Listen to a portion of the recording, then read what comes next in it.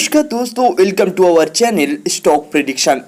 दोस्तों मैं आपको एक स्टॉक रिकमेंड किया था जिसका नाम था चोला फिन लिमिटेड। दोस्तों मैं आपको बाइंग करने के लिए बोला था जब पे नीचे गया था, जब 150 160 के आसपास था, मैं आपको बाइंग करने के लिए बोला था। और दिस वीक मतलब जो वीक में हम लोग बिता के आए हैं उस वीक का मैं प्रेडिक्शन था जो टॉप 10 स्टॉक में था, उसके भी नाम था चोला फिन लिमिटेड।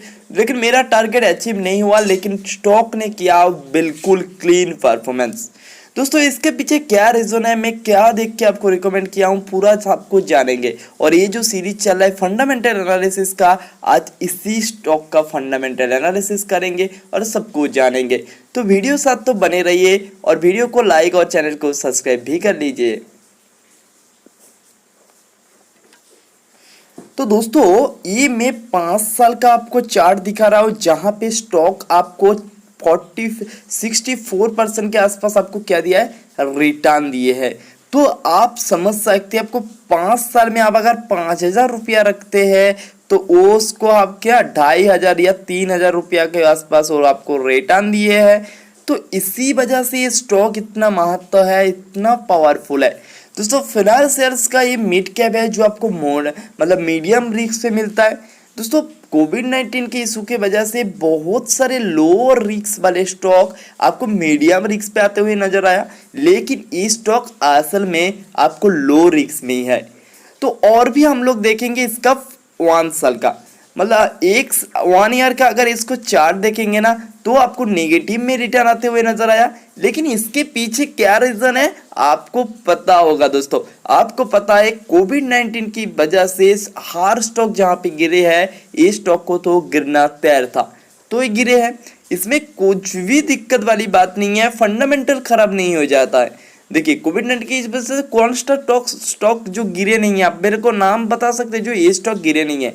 फार्मा सेक्टर को छोड़ दीजिए, उसके बाद बाकी सारे ले लीजिए, हर एक स्टॉक को आपको गिरते हुए नजर आया। ये स्टॉक भी गिरे हैं, लेकिन फंडामेंटल में अच्छा माना हुआ तब पूरा वीडियो आप देखेंगे उसके बाद ही।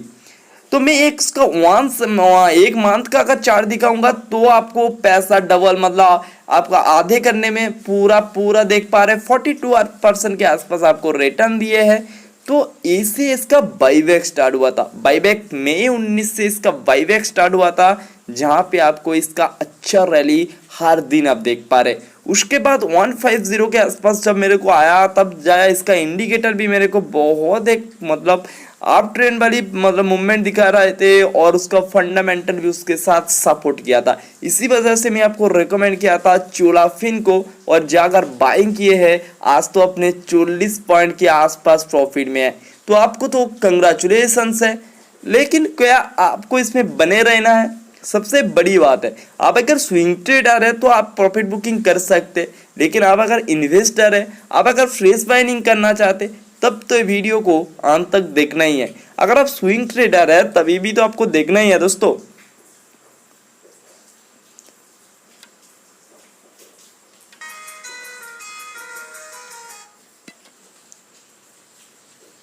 दोस्तों इसका इन्वेस्टमेंट चेकलिस्ट क्या बता रहा है, इसका इन्वेस्टमेंट चेकलिस्ट बता रहा है करेंट प्राइस लेस देन, जो प्राइस हुआ करते थे उससे वो कम रेट पे है, ये तो आपको पता है।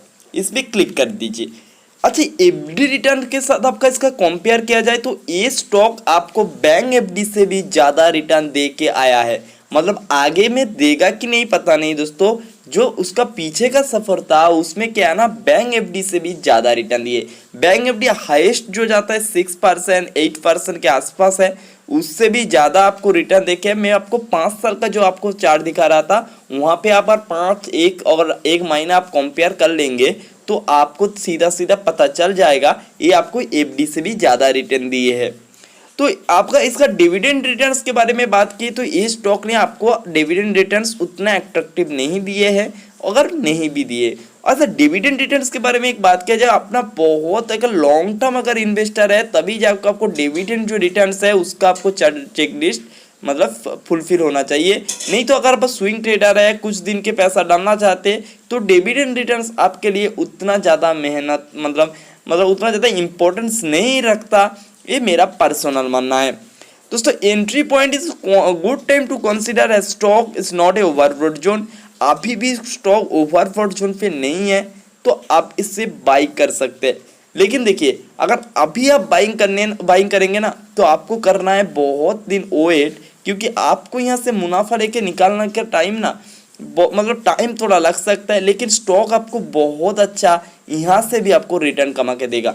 दोस्तों मैं आपका सब ब्रोकरेज वगैरह देख रहा था जहाँ पे 2 to 3 के आसपास इसका ब्रोकरेज का रिपोर्ट था, एनालिसिस वगैरह बोल रहा था वो इंक्रीज हो रहा है, वो हर दिन इंक्रीज हो रहा है, वो ऊपर जा रहा है। जो ब्रोकरेज कंपनी है उससे उसका जो टारगेट है वो हर दिन इंक्रीज कर रहा है। इससे पता चलता है स्टॉक है बहुत पावरफुल। और मैं आगे जाके और पावरफुल की बहुत सारा रीजन भी बताने वाला हूँ। तो इसका की मैट्रिक्स देखेंगे तो इसका पी रेशियो और सेक्टर की पी रेशियो से इसका कंपेयर किया जाए तो इसका पी रेशियो सेक्टर की पी रेशियो से कम है, तो आपको सस्ते में मिल रहा है। दोस्तों फाइनेंस से बैंकिंग सेक्टर आता है दोस्तों, उसका अगर पी रेशियो आप कंपेयर किए जाए तो ये स्टॉक आपको और सस्ते रेट पे मिल रहा है। दोस्तों सस्ते रेट पे मिलने के मतलब ये नहीं है स्टॉक खराब है, ये स्टॉक नीचे आ गया है, यही आपको इस पी रेशियो से पता चलता है। बहुत सारा स्टॉक का पी रेशियो कम है उससे मतलब वो बहुत सस्ता है, इसका मतलब वो भी नहीं है ये फंडामेंटल अच्छा है, लेकिन इसका पी रेशियो कम है इसका मतलब ये उतना खराब भी नहीं है, इसका फंडामेंटल और भी जानेंगे। दोस्तों फाइनेंशियल ट्रेड जब तक हम इन्वेस्ट करेंगे इसका फाइनेंशियल ट्रेड देखेंगे वो काफी प्रॉफिट करता है कि रेवेन्यू अर्न करता है कि नहीं करता है, हमको ये तो समझ पे आना चाहिए। अगर नहीं करता है तब वो स्टॉक तो फंडामेंटली वीक है, उसका सब कुछ अच्छा है लेकिन प्रॉफिट नहीं आ रहा है, रेवेन्यू अर्न नहीं हो रहा है, तब तो स्टॉक अच्छा नहीं बनेगा। लेकिन आप देखेंगे 2017 से 2020 तक इसका रेवेन्यू जो है वो चढ़ता ही चला गया और 2020 के आसपास जाके इसका क्या हुआ ना प्रॉफिट भी चढ़ता है मतलब इंक्रीज हुआ था, लेकिन 2020 में कोविड-19 की वजह से थोड़ा सा डिक्रीज है। आप समझ सकते कितना छोटा मार्जिन से डिक्रीज हुआ है, मतलब 1.20 था वो घट के 1.05 मतलब 0.15 आसपास इसका डिक्रीज हुआ है। मतलब इसी रीजन की वजह से कोविड-19 के रीजन से बहुत डिक्रीज होता है, उससे अगर कंपेयर किया जाए बहुत छोटा डिक्रीज है, इससे बहुत बड़ा एक पॉजिटिव इंडिकेटर आप मान सकते हैं।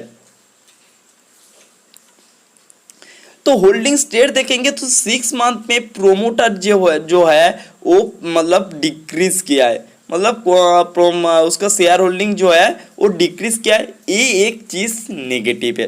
दोस्तों जो नेगेटिव है वो नेगेटिव ही है, इसमें मतलब अगर और एक चीज लेके आप बता देंगे ये स्टॉक फंडामेंटली वीक है, ऐसा नहीं बिल्कुल नहीं है, लेकिन ये चीज भी आपको नजरअंदाज नहीं करना है जो इस पर शेयर प्रोमोटर है वो डिक्रीज किया है, तो उसके पीछे भी रीजन आपको करना है। ये क्या करेंगे ये आपको करना है दोस्तों, ये आपका होमवर्क है, आप करेंगे इसका प्रोमोटर क्यों किए है इसका डिक्रीज, आप इसे मेरे को कमेंट करके जरूर बताएंगे।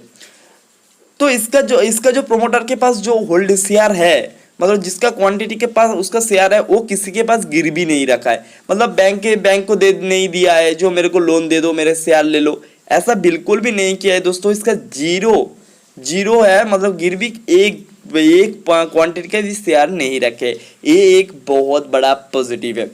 दोस्तों म्यूचुअल फंड होल्डिंग यहाँ पे इंक्रीज हुआ है दोस्तों, यही में सबसे ज्यादा पावरफुल जो रीजन के बारे में बात करने वाला हूं वो है म्यूचुअल फंड। दोस्तों म्यूचुअल फंड का जहाँ पे मैनेजर जहाँ पे पैसा डालता है ना, म्यूचुअल फंड का भी हम लोगों का पैसा होता है, हमारे जैसा बहुत सारे लोग वहाँ पे पैसा देता है, वो इकट्ठा करता है और एक स्टॉक में जाके डालता है। तो म्यूचुअल फंड किया है ना इस स्टॉक के इंक्रीज किया है, तो ये एक बहुत बड़ा एक पॉजिटिव है इस स्टॉक के बारे में।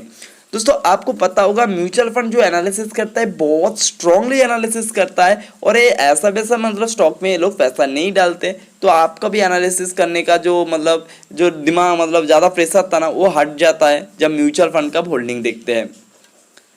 शेयर होल्डिंग पैटर्न के साथ सीधा आपको एक पॉजिटिव इंडिकेटर दिखाता है जहाँ पे आपको आधे से भी ज़्यादा होल्डिंग प्रोमोटर के पास है और जिसका म्यूचुअल फंड का होल्डिंग भी बहुत स्ट्रांग है और डोमेस्टिक जहाँ पे होल्डिंग भी स्ट्रांग है और एफआईएस का भी होल्डिंग यहाँ पे आपको अच्छा मान सकते हैं 12% के आसपास और आधार यहाँ पे थोड़ा सा कम है, लेकिन बाकी सारे शेयर होल्डिंग पैटर्न से स्टॉक बनता है बहुत एट्रैक्टिव।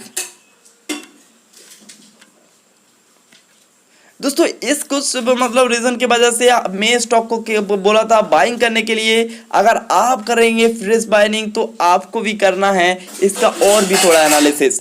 तो आगे की जाके पूरा सब कुछ जानेंगे। और हाँ, चाहे अगर वीडियो अगर पसंद आ जाए तो लाइक करके जाना, और हाँ चैनल को सब्सक्राइब भी करके जाना। और हमारे एक टेलीग्राम का चैनल है जिसका लिंक है डिस्क्रिप्शन में, आप जाके ज्वाइन कर सकते हैं। आज के लिए सिर्फ इतना ही, बाय बाय।